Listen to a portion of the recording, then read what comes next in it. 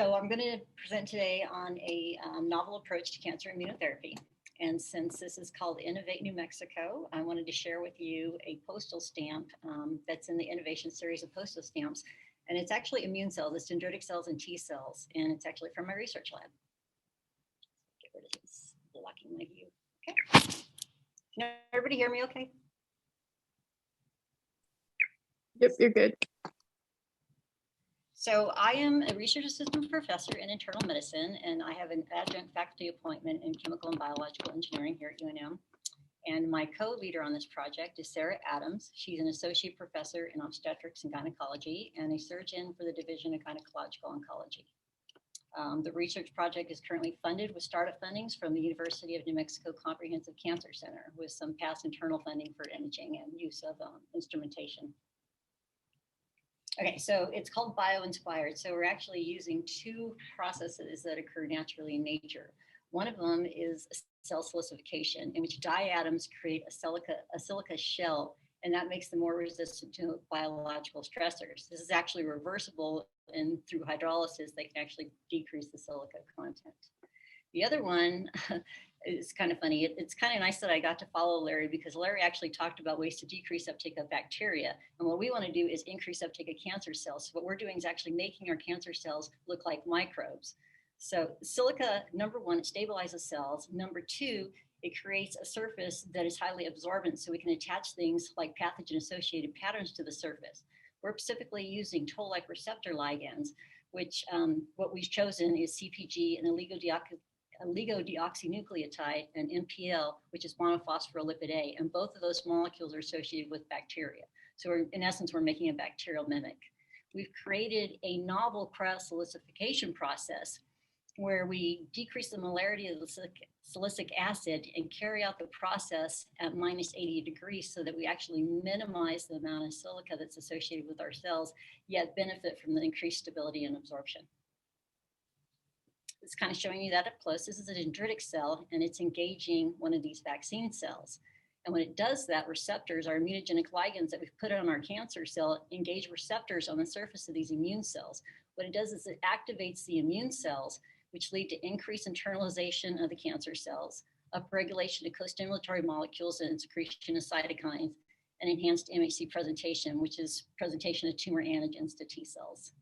One of the advantages of the stabilization is that I'll show you a little bit later, we can actually dehydrate our vaccine so that we can actually store it on the shelf. So in essence, we're making a cancer vaccine. What I'm going to show you today is high preclinical efficacy. When we vaccinate animals, we can actually present tumor engraftment. And when we vaccinate animals that have tumors, we can clear the established tumors. Our process is rapid, biocompatible, and low cost. It does not involve extensive cell culture. There's no genetic engineering, and there's no storage in liquid nitrogen with DMSO. So why is this application needed? We desperately need novel applications for ovarian cancer. Ovarian cancer is an aggressive malignancy that results in the death of 14,000 women in the US each year.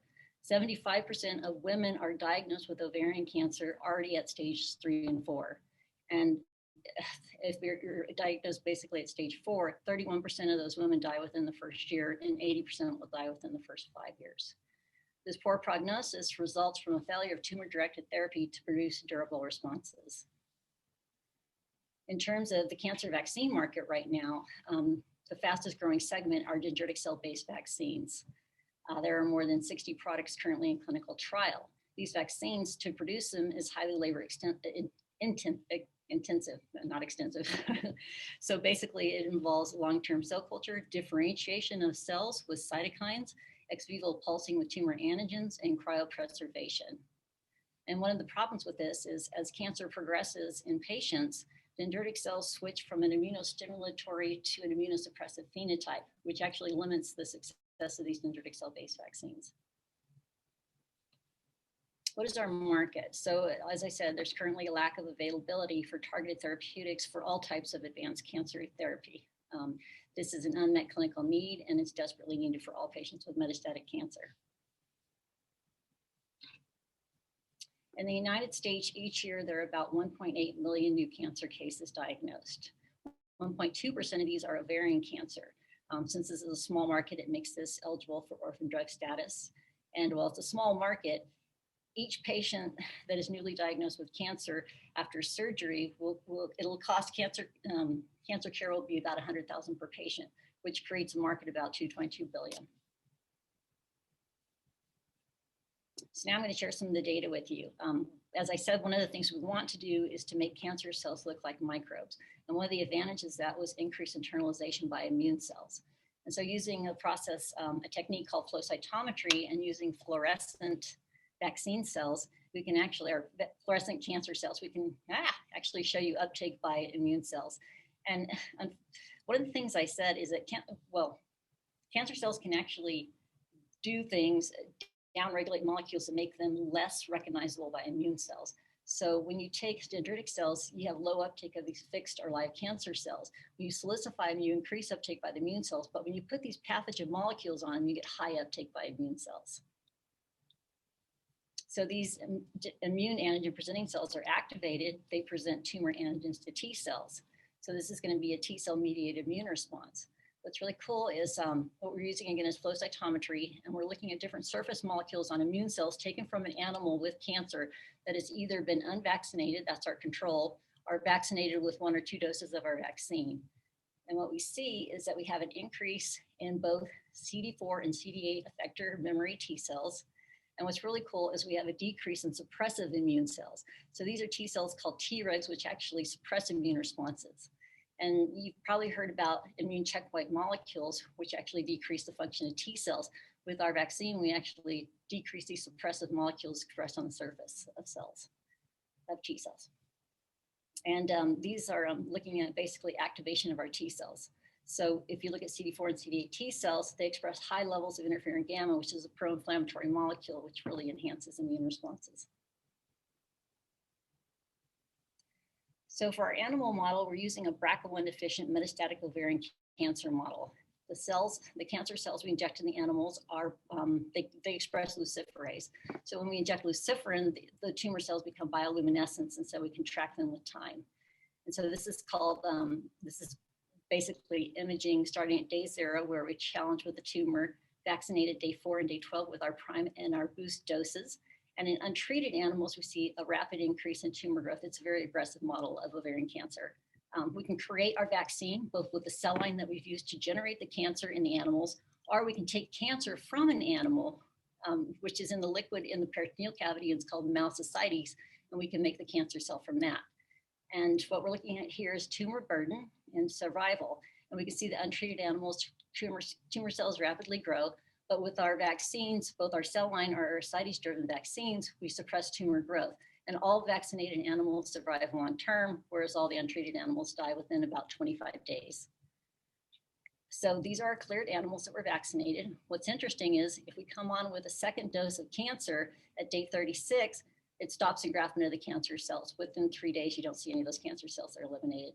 So we're clearing established tumors and we're stopping engraftment of new cancer cells. One of the things I said earlier is that when we stabilize cells with solidification, it enhances their stability. So if we take irradiated cancer cells in one tube, solidified cancer cells in another tube, dehydrate them, store them at room temperature for 2 weeks, and then come on with a diluent, in this case we use PBS, we can see that our cells that were not solidified are just a mass of cells that can't go back into solution, whereas our solidified cells create a homogeneous solution in suspension. And when we take these cells and use them as a vaccine, again, they perform similar to the fresh cells in which they eliminate all cancer cells. So what we're doing currently right now is we're doing validation of our vaccine using human cancer immune cells that we have IRB approval to obtain from cancer patients. And in terms of intellectual property, we have 1 patent application and 3 provisional patent applications. In terms of publications, we are on our 2nd revision for Nature Biomedical Engineering, and we're about to submit that data, which includes efficacy, toxicity, and dosing data. And we also have a 2nd paper on non-invasive imaging of the therapeutic effects of our vaccine using 18-fluorodeoxyglucose PET and MRI imaging. And I'm ready for questions. Thanks, Rita. Hey, Rita, this is Mike. I like the presentation. I think you used a lot of good visuals to make complex material understandable rapidly. So really good job on that. Question for you on how are you doing with securing NIH grants or things like that to bring the technology forward? From an investor perspective, that's one of the things we personally look for is validation from outside agencies, not necessarily just NIH, but can you just kind of walk us through what interest level you've had to this point? Right. And then maybe talk about, where do you see non-dilutive funding fitting in the strategy around the commercialization approach? Right. So I work at an academic institution. So predominantly I've been studying, focusing on the research. And the main mechanisms I've been looking at are the Department of Defense.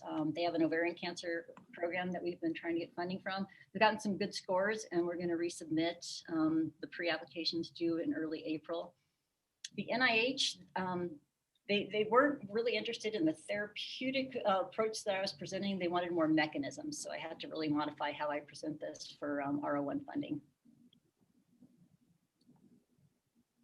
And did you have other questions on that? So it sounds like in process and you're targeting DoD and NIH as the agencies. Yeah. Thanks. Okay. And maybe just a corollary question. If you looked out over the next 24 months, how much funding are you needing to bring into the company to keep everything moving? Right now, I think we're actually ready to start down towards that IND preparation process. What we'll need to do, though, is we need to figure out a plan for GMP processing. It would be really interesting to take this and do a large animal study with animals that spontaneously develop cancer tumors. Right now, we're exploring interest by we're looking for basically we're heading down that pathway now. And do you have an estimate of how much funding you're going to need over the next couple of years? It will be in the millions because we'll have to basically recruit patients, do safety testing, which is our phase 1 testing, and then we'll have to move on to phase 2 and phase 3, which takes quite a bit of money. Sure. Okay. I'm not sure if this is too early, but could you talk about potential side effects or adverse events you may be aware of based on the preclinical data or the early data that you have? I'm sorry, I can't hear you very well. Can you repeat that? Sure. Can you talk a little bit about, based on the preclinical or early data that you have, potential side effects or adverse events? So actually, we've done toxicity testing where we've looked at both kidney and liver metabolites in the blood. We've looked at changes to complete blood cell counts. We've had a veterinarian look at our histopathology, and we don't see side effects. We've actually created another vaccine, which we did not use tumor cells. We used just leukocytes, and we did not see induction of any negative immune responses. So we don't seem to have, and that's pretty true for autologous cancer vaccines, is they really don't see negative side effects. They're pretty minimal. Okay, thank you.